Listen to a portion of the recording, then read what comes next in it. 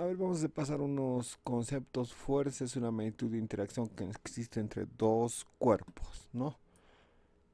Los tipos de fuerza que tenemos son de contacto y producidas por campos. Las fuerzas de contacto se producen cuando un objeto toca otro objeto, ¿no? Generalmente le llamamos reacción normal a esto. Y las fuerzas producidas por campos son de tres tipos. Una producida por el campo magnético, campo gravitatorio y campo eléctrico. De estas tres, ¿cuál más nos interesa? El campo gravitatorio para nuestro tema, ¿no? En esta parte que estamos hablando de física, en la parte de mecánica, nos interesa el campo gravitatorio. Entonces, el campo eléctrico, si tenemos algún objeto cerca a un imán, un objeto de yeso, es atraído por ese campo magnético hacia el imán. El campo gravitatorio tiene una masa de dimensiones considerables, harta masa, y produce alrededor suyo un campo gravitatorio, y eso hace que haya una atracción debido a esta gravedad, ¿no es cierto? Esa fuerza de atracción le llamamos nosotros peso. Bueno, el peso es una magnitud vectorial, y ¿cómo lo calculamos? Se calcula multiplicando la masa por la gravedad. La masa es una característica intrínseca de la materia. Si tienes materia, tienes masa, y es una medida de medida de la inercia del cuerpo.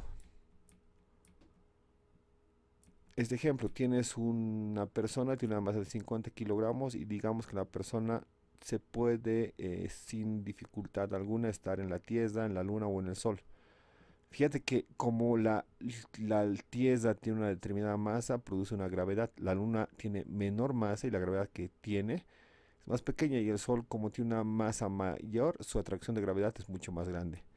La persona en la Tierra tiene una masa de 50 kilogramos. Como la masa es una condición intrínseca de la materia y no varía, es una magnitud constante, si esa persona se va a la Luna, tiene la misma masa. Y si esa persona se va al Sol y, digamos, no le pasa nada de estar tan cerca del Sol, su masa igual sería 50 kilogramos.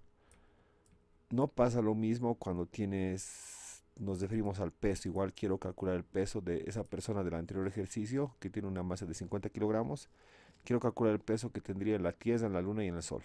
En la Tierra su gravedad es 9.8. Por lo tanto, masa 50 por 9.8 me sale el peso 490. En la Luna su peso va a ser menor porque la masa es la misma, 50, pero la atracción de la gravedad es mucho menor, ¿no es cierto? 1.62. El peso de la persona en la Luna es de 81 newtons. El peso de la persona en el Sol, por las mismas razones, la gravedad es más grande, es 13.700 newtons. ¿Ok? Entonces es así. La fuerza normal es una fuerza que se presenta por el contacto entre dos objetos, y siempre la reacción normal es normal al plano sobre el cual está actuando, ¿no es cierto? Siempre forma 90 grados al piso sobre el cual está actuando esta reacción. ¿Cómo tendríamos que dibujar la fuerza normal en cada uno de los casos? Fíjate, hay una caja que está apoyada en el piso. La reacción normal siempre va a querer como expulsarlo, como botarlo del piso, y formando 90 grados con el piso. Si mi objeto está chocando en el inciso B con el techo, la reacción normal se va a dibujar perpendicular al techo y como queriéndolo botar a la cajita del techo, ¿no? Si la cajita está pegada a la pared, la sección normal va a formar 90 grados con la pared y va a tener esa dirección. Si en el caso de está sobre un plano inclinado, la sección normal tiene esa dirección, ¿ok? El rozamiento se produce siempre que una superficie quiere deslizarse con respecto a otra. Lo que pasa es que cualquier superficie, cualquier objeto siempre va a tener una rugosidad. Algunos grandes, algunos no tanto, pero siempre existe esa rugosidad, ¿ok? La fuerza de rozamiento representa esa dificultad que tiene el cuerpo de deslizarse sobre ciertas superficies rugosas. La fuerza de rozamiento se calcula como la constante mu por la reacción normal. La constante mu depende de las dos superficies, la superficie sobre la cual estás resbalando y las características del cuerpo que resbala. Por ejemplo, mu estática y mu dinámica, tengo varios valores acá presentes. Si tengo a 0/0, el mu estático vale 0,74 y el mu dinámico 0,57. Siempre el estático es más grande que el mu dinámico. Por ejemplo, madera sobre madera, el mu estático es 0,50 y el mu dinámico es 0,25 y así, etcétera, ¿no? Para varias superficies. Hay unas leyes del deslizamiento. La primera, la fuerza de deslizamiento es independiente del área de contacto de la superficie. Tengo una cajita, la estoy apoyando sobre el área más pequeña de este objeto. Su fuerza de deslizamiento que lo calculé por algún método me vale 5, mira, 5 newtons. Esa fuerza F es una fuerza que le está actuando, una fuerza externa que está empujando al cuerpo, no lo está empujando hacia la derecha, por lo tanto la fuerza de deslizamiento siempre se va a oponer a ese movimiento. Fíjate que esta cajita digamos, de madera, ahora la hago reposar así, de su parte donde tiene más área. La fuerza F no está variando. ¿La fuerza de deslizamiento varía? No, porque la fuerza de deslizamiento no depende del área de contacto de la superficie con el cuerpo. ¿Ya? La fuerza de deslizamiento es independiente de la velocidad con la que se mueve. La fuerza de deslizamiento cinética siempre va a tener un valor constante. No depende de que si es más o menos velocidad se va moviendo el objeto, ¿no? Claro que no puede hasta cierto límite, ¿no? Porque el límite superior tendría que ser 20 metros por segundo, no para velocidades más grandes, ¿ok? Ahí sí ya varía, por otras razones, ¿no? El valor del coeficiente de deslizamiento depende de las dos superficies de contacto, como habíamos dicho, y el coeficiente de deslizamiento estático siempre es más grande que el cinético. Y ahí te presento otra vez la tablita, y donde se demuestra que los coeficientes de deslizamiento estáticos son más grandes que los cinéticos. Entonces, lo que nos dice Newton en su segunda ley, ahora vamos a ver la segunda ley de Newton, que es el principio sobre el cual se basa esto de la dinámica.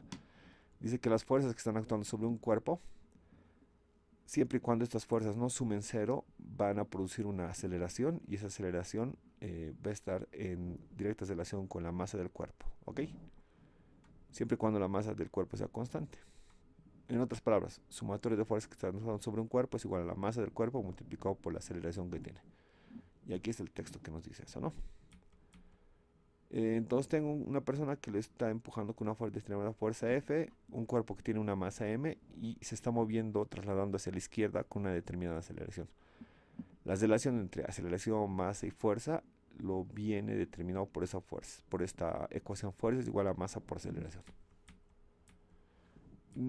Estudiaremos un problema, ¿no? Una caja de 2 kilogramos se aplica una fuerza a una caja de 2 kilogramos se aplica una fuerza de 6 newtons. Calcula la aceleración que experimenta el bloque. Fíjate, sobre esta cajita de 2 kilogramos, yo le estoy haciendo que actúe una fuerza de 6 newtons. Obviamente la cajita es bien lógico que se va a mover acá a la derecha. Estudio qué fuerzas son las que están actuando sobre esta caja. Primero 6 newtons, esa fuerza que la está empujando. También te das cuenta que el peso, masa por gravedad 2 por 9.8, 19.6. Siempre actúa el peso. ¿Qué fuerza más? La cajita apoyada sobre el piso. Entonces aparece una fuerza que llamamos normal, que también vale 19.6. Lo que me dice Newton es que dice sumar las fuerzas que actúan sobre el cuerpo, y eso va a ser masa del cuerpo multiplicado por la aceleración. Entonces me fijo cuántas fuerzas están actuando sobre el cuerpo. 6 newtons, 19,6 newtons y 19,6 newtons. Pero lo que pasa es que en esta parte de la ecuación tienes que preguntarte qué fuerzas provocan que se mueva el objeto. El movimiento es importante que te des cuenta que es horizontal. Por lo tanto, las fuerzas que tengo que tomar en cuenta en esta parte de la ecuación son todas las fuerzas horizontales, en este caso 6 newtons. Las verticales no contribuyen para nada a ese movimiento. Solamente en esta parte tienes que tomar las fuerzas horizontales, y en este caso solamente la de 6 newtons. ¿Ok? Entonces decimos solamente hay una fuerza F, y eso va a ser la masa por la aceleración. Si quiero calcular la aceleración, porque el problema te dice calcular la aceleración, va a ser igual a que la masa está multiplicando, pasa a dividir, estoy despejando aceleración, va a ser la aceleración igual a la fuerza dividido entre la masa. La fuerza me vale 6 newtons, la masa me vale 2 kilogramos, ¿no es cierto?, del objeto. Ahora, si te acuerdas, 6 newtons, la newton será kilogramo metro sobre segundo al cuadrado, ¿no es cierto? Entonces, te das cuenta, en esta ecuación, kilogramo con kilogramo se van a simplificar, y la aceleración me va a salir, por supuesto, en metros por segundo al cuadrado. 6 dividido entre 2, 3 metros por segundo al cuadrado. Entonces, es la aceleración que tiene mi cuerpo, ¿ok? Problema número 5, directo al punto. Estoy casi tomando los mismos datos, pero la fuerza te la he hecho variar, ahora es 10 newtons. ¿Cómo calculas la aceleración con la cual está moviéndose el objeto? Dibuja las fuerzas que están actuando. Estas verticales no eran necesarias, ¿no? Pero bueno, ahí te lo dejo. Las que son necesarias es que tienes que fijarte que el movimiento sea horizontal. Si el movimiento fuese vertical, ahí sí tomas en cuenta las fuerzas verticales, pero ahora como el movimiento es horizontal, solamente tienes que tomar en cuenta las fuerzas horizontales. Por eso en la parte de acá de F te coloco 10 newtons, la masa es 2 kilogramos, 10 sobre 2, la aceleración con la cual se está yendo hacia la derecha mi objeto es 5 metros por segundo al cuadrado. Entonces, ¿cómo varía la situación si en este caso, como el problema número 6, te digo calcular la aceleración en metros por segundo? Si la masa es 5 kilogramos, la fuerza F1 es 20 newtons, la fuerza 2 vale 60 newtons. El plano es liso, es decir, no hay aceleración.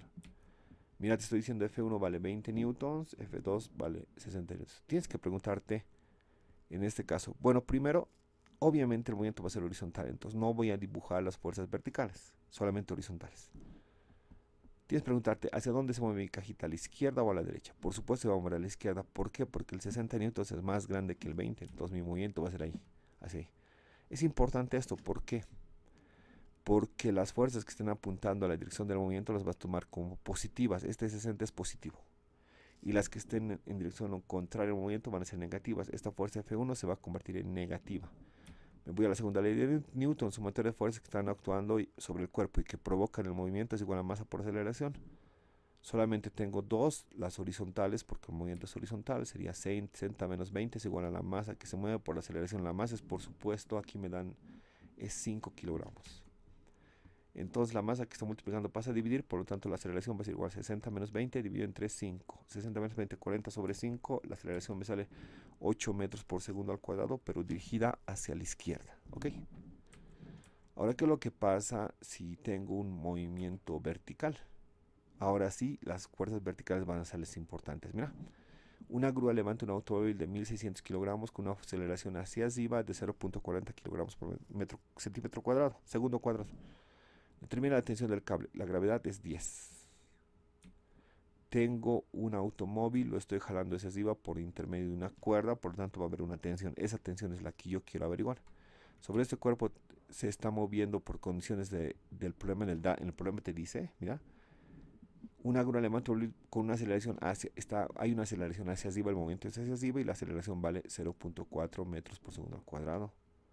Como el movimiento es vertical, ahora sí me interesan las fuerzas verticales que están actuando sobre este coche, ¿no es cierto? La primera fuerza vertical es la tensión, la segunda es el peso, que vale 16.000. ¿Cómo encontré estos 16.000? Masa, 1.600 por gravedad, 16.000. Ese es el peso, ¿ya? Peso es siempre masa por gravedad. Entonces digo, sumatorio de fuerzas verticales, ahora el movimiento es vertical, por lo tanto mi ecuación de Newton lo tengo que aplicar en la dirección vertical. Es igual a la masa por aceleración. ¿Cuáles fuerzas verticales están actuando? T y W. La tensión positiva o negativa será. Es positiva porque está en dirección del movimiento. Mira, el movimiento está hacia arriba, por lo tanto esa tensión es positiva. El peso es negativo porque va contrario a la dirección del movimiento. Entonces eso ponemos, ¿no es cierto? Tensión menos 16.000 es igual a masa por aceleración. La tensión la despejo, la tensión se queda solita, el 16.000 pasa al frente y se multiplica por masa y aceleración. La masa es 1.600, la aceleración vale 0.4, por lo tanto la tensión que me sale es 16.400. Listo. 16.640 newton. Es la tensión del cable.